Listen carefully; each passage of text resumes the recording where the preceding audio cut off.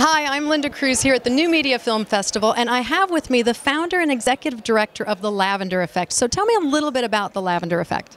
We're a nonprofit organization in Southern California celebrating the contributions of gay, lesbian, bisexual, and transgender people throughout history.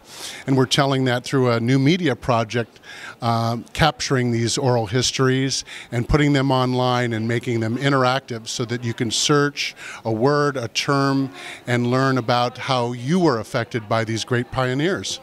Wow. So when will we be able to see that? You'll be able to see that next year. We'd like to be part of the festival next year. This is inspired by Steven Spielberg's Shoah Foundation, which recorded 52,000 Holocaust survivor interviews.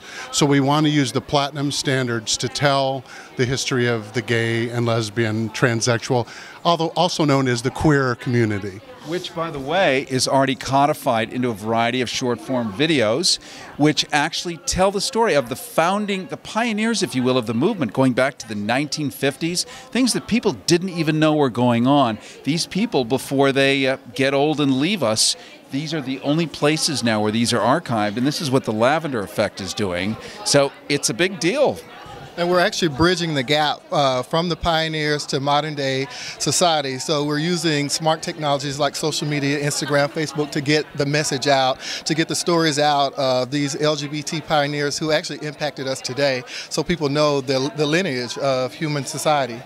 Now, speaking of the Holocaust and the lineage of human society, tell me a little bit about this pink.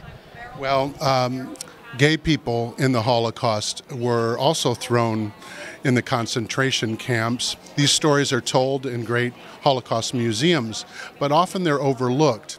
So again, human sexuality was villainized by the Nazis, and we want to break open this story, change the conversation so that we no longer villainize human sexuality.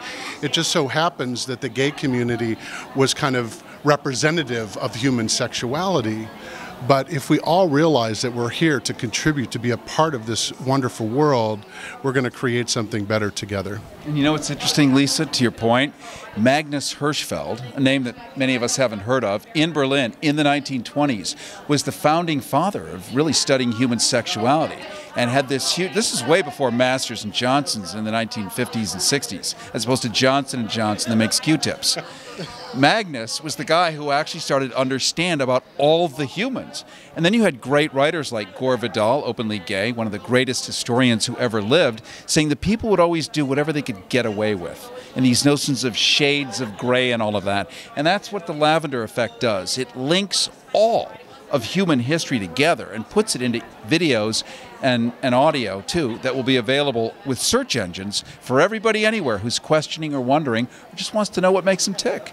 And in addition to what the Lavender Effect is doing, they're also creating events. So we're having interactive events now because this is a grassroots movement. So we're hosting different events throughout Los Angeles, West Hollywood, so that people can come out and get to know what the Lavender Effect is about, so that they can get involved. Obviously, you can go to the Lavender Effect website, which is thelavendereffect.org, and get information of how you can be involved. Excellent. I have one other question. Now, you had mentioned earlier about a museum that you were opening. Can you tell us a little bit about that? Because that's actually taking the Lavender Effect a little further. Right. We decided that it was important to document these great pioneers while they're still living. Ultimately, we want to put these in a state-of-the-art museum so that the 20-somethings of the future can understand why they have the freedoms they have today. We're losing the context of history very, very quickly, and never before have gay people had this level of visibility in the world. We don't want to forget the past. We may repeat it if we do. So we want to appreciate the people that came before us, that gave us the freedom to actually be on this red carpet, he's pointing at me. talking about what we're talking about. This couldn't have happened 50 years ago. I wasn't alive 50 years ago. And the unique and exciting thing about the Lavender Effect that I think is profound is it actually unites all of us, because when we talk about LGBTQ cultural history, like that impacts every race, you know, and every creed and every person. So we really want to convey a message that inspires people to embrace who they are and for us to unite as one people. Excellent. Like you said, open the conversation, right? Broaden it. So the lavendereffect.org Excellent. That's where you can find them. Thank you, gentlemen. Thank you for stopping by. Thank you.